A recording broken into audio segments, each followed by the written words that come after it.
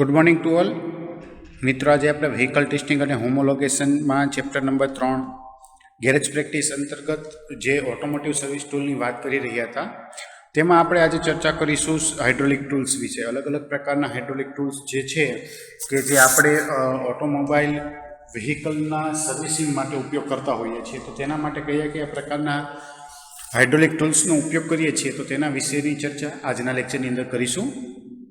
तो सौथी पहला आवे छे कार लिफ्ट, एटले के जे लिफ्ट जे छे के जे हाइड्रोलिकली, न्यूमेटिकली अने इलेक्ट्रिकली एम त्रण अलग अलग रीते ऑपरेटेड थती होय छे। तो तेमां आजे आपणे पहला जोईशुं कार लिफ्ट के जे हाइड्रोलिक रीते ऑपरेट थती होय।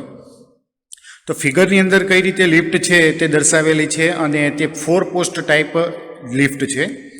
Car lift are either single और डबल पोस्ट, એટલે કે કારની લિફ્ટ છે તે કાં તો 2 પોસ્ટ હોય છે અથવા તો સિંગલ પોસ્ટ હોય છે. Both have lift pad that must be position under the design lift point of the car frame. એટલે કે કારની ફ્રેમને તેના નક્કી કરેલા લિફ્ટ પોઈન્ટ સુધી લિફ્ટ કરવા માટે તેની અંદર લિફ્ટ પેડ આપવામાં આવેલા હોય છે અને આ બંને લિફ્ટ પેડ જે છે તે લિફ્ટની અંદર ઓલરેડી આપેલા હોય છે કે જે પોઈન્ટ कारने लिफ्ट करवा माटे टेकववानो होय छे तो त्यां तेने सेट करी अने कारने लिफ्ट करी शकाय. There is also the drive on type of above ground lift which has parallel track on to which the car is driven.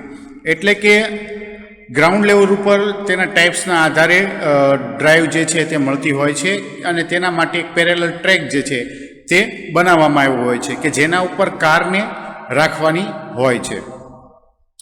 This type is convenient for such job as draining oil, working on transmission, driveline and differential. तो के आ प्रकारनी lift जे छे ते ऑइलने replace करवा माटे अथवा तो तेने दूर करवा माटे थाय छे. आ उपरांत तेनो उपयोग ट्रांसमिशन सिस्टम अने ड्राइवलाइननी जे आपणे जे पावर ट्रांसमिशननी जे लाइन होय छे तो तेनी अंदर जे कोईपण प्रकारनी जॉब जे अंडर बॉडी टाइप करवानी होय तो तेना माटे आ प्रकारनी लिफ्टनो उपयोग थाय छे. उपरांत जे डिफरन्शियलनी अंदर अमुक जे वर्किंग होय के जे आपणे डिसमेंटल कर्या विना जे करी शकता होय तो आवा किस्सामां तेनामां कामगीरी माटे पण जे कोईपण कामगीरी करवानी होय, जे कोई जॉब आपणे करवानुं होय, वर्क करवानुं होय तो ते आपणे आ लिफ्टनी अंदर करी शकीए. एटले के अंडर बॉडी वर्किंग माटे 4 पोस्ट अथवा तो 2 पोस्ट टाइप जे आ कार लिफ्ट छे तेनो आपणे उपयोग करी शकीए छीए. The car lift is operated by an air or electrical motor. That device is a hydraulic pump. એટલે કે કાર લિફ્ટ છે જે મેં હમણાં જણાવ્યું કે અલગ અલગ પ્રકારની આવે છે. ઘણી વખત ઇલેક્ટ્રિકલ ટાઈપ હોય છે, ઘણી વખત ન્યુમેટિક ટાઈપ હોય છે અને આ જે આપણે ચર્ચા કરીએ છીએ તે હાઇડ્રોલિક ટાઈપ છે. અને હાઇડ્રોલિક ટાઈપની અંદર જે છે તે ઓપરેશન જે છે તે વર્કિંગ ફ્લુઇડની મારફત થતું હોય છે અને અહીં તેને ઓપરેટ કરવા માટે ફ્લુઇડ પંપનો ઉપયોગ થાય છે કે જેને આપણે હાઇડ્રોલિક પંપ તરીકે ઓળખીએ છીએ. The pump send liquid under pressure into the lift cylinder or cylinders this rises the car. એટલે કે અહીંયા પંપ જે છે તે લિફ્ટ સિલિન્ડરની અંદર લિફ્ટ સિલિન્ડર જો સિંગલ પોસ્ટ હોય તો તેમાં લિફ્ટ સિલિન્ડર આવે અને સિંગલ પોસ્ટની બદલે ડબલ પોસ્ટ અથવા તો 4 પોસ્ટ હોય તો આવા કિસ્સામાં સિલિન્ડરની સંખ્યા વધી જતી હોય છે. તો આવા કિસ્સામાં જે હાઇડ્રોલિક ફ્લુઇડ જે છે કે જેની પ્રેશરની મદદથી આપણે લિફ્ટને ઉપર અને નીચે તરફ ઓપરેટ કરી શકીએ તો તેને પમ્પિંગ કરવા માટે પંપ આપેલો હોય છે અને આ પંપની અંદર જે લિક્વિડ ફ્લુઇડ હશે તેને પ્રેશરાઇઝ કરીને મોકલવામાં આવે છે અને તેની મદદથી લિફ્ટના જે આર્મ હોય છે તે કારની ઉપર અને નીચેની તરફ મૂવમેન્ટ કરાવે છે. નેક્સ્ટ આગળ આ ટોપિક આવે છે હાઇડ્રોલિક ફ્લોર જેક. એટલે કે જનરલી જે વર્કશોપની અંદર કારની લિફ્ટ કરવા માટે ફ્લોર જેક જે છે તે આ પ્રકારે વપરાતા હોય છે. તેમાં 2 ટાઈપના આવતા હોય છે, એક છે ન્યુમેટિક ટાઈપ અને બીજો આવે છે હાઇડ્રોલિક ટાઈપ. તો હાઇડ્રોલિક ટાઈપની જે રચના જે છે, કન્સ્ટ્રક્શન જે છે કે કેવો દેખાવ છે તે નીચે આકૃતિની અંદર દર્શાવેલું છે. તો કે hydraulic floor jack is operated by the pumping the handle. એટલે કે જે ન્યુમેટિક જે છે તો તેમાં વેક્યુમ અથવા તો કોમ્પ્રેસ એરની મદદથી આપણે ઉપયોગ કરીએ છીએ. જ્યારે હાઇડ્રોલિકની અંદર અહીંયા જે હેન્ડલ જે છે પાછળના ભાગે તો તેની મદદથી પમ્પિંગ કરવામાં આવે છે અને તેના સેડલને રાઇઝ અપ કરવામાં આવે છે. This rises the lifting the saddle. એટલે કે આગળના ભાગે જે સેડલ છે અહીં જે કાળાવાળો ભાગ જે છે તે પમ્પિંગ કરીએ છીએ જે હેન્ડલની મદદથી, તો તેની મદદથી તે લિફ્ટ થાય છે, ઊંચી ઉપરની તરફ જાય છે saddle. A lever on the handle release the pressure so that the saddle and load will be settle back down. એટલે કે લીવરના હેન્ડલને રિલીઝ કરવામાં આવે તો આવા કિસ્સામાં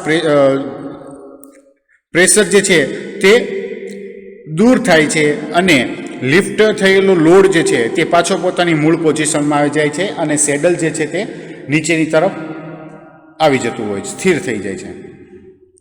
van the using jack, be sure the saddle is firmly place under the proper lift point on the car.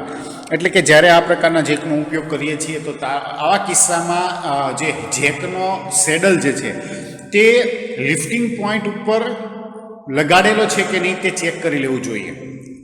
એટલે કે જો લિફ્ટિંગ પોઈન્ટ કરતાં અલગ જગ્યાએ બાય ચાન્સ જેક લાગ્યો હોય તો આવા કિસ્સામાં ફાયદાને બદલે તેની નુકસાન થવાની સંભાવના રહેતી હોય છે. If the saddle should slip the car could drop and be damage. એટલે કે જો યોગ્ય જગ્યાએ લિફ્ટિંગ પોઈન્ટની જગ્યાએ અલગ જગ્યાએ જેક સેડલ લગાડવામાં આવ્યું હોય તો આવા કિસ્સામાં કાર જે છે તે જેક ઉપરથી સ્લીપ થવાની સંભાવના હોય છે અને તેને પરિણામે કારને નુકસાન થઈ શકે છે.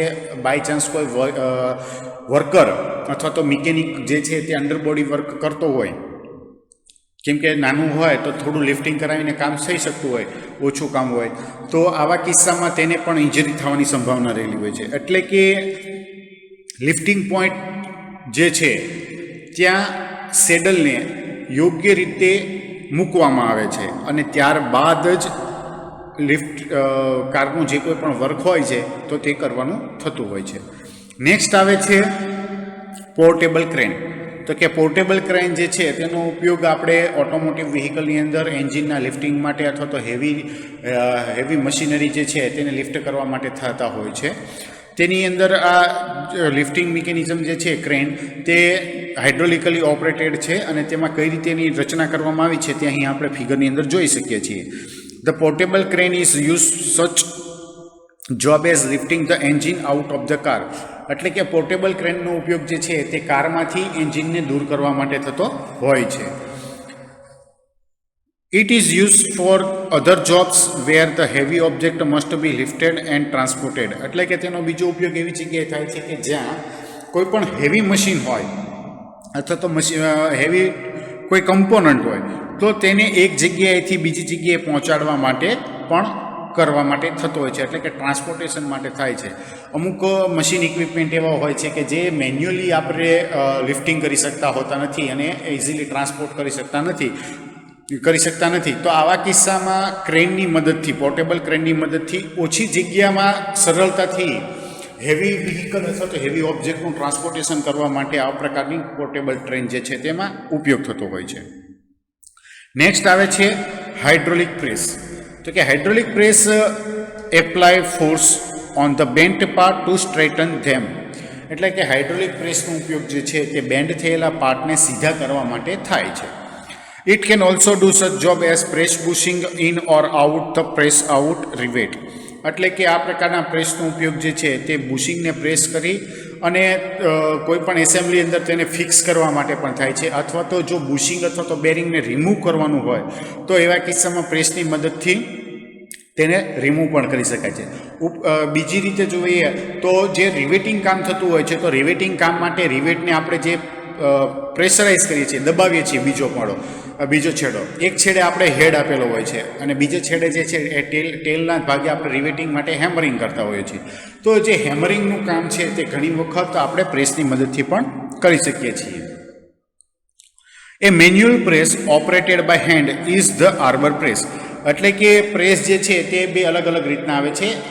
એક જે છે તે ઇલેક્ટ્રિકલી અથવા આપણે હાઇડ્રોલિક ઓપરેટેડ હોય છે અને અમુક જે હોય છે તે મેન્યુઅલી હોય છે. તો જે મેન્યુઅલી ઓપરેટેડ હોય તો એવા પ્રેસને આપણે આર્બર પ્રેસ તરીકે ઓળખીએ છીએ. It also apply force but less than the hydraulic press.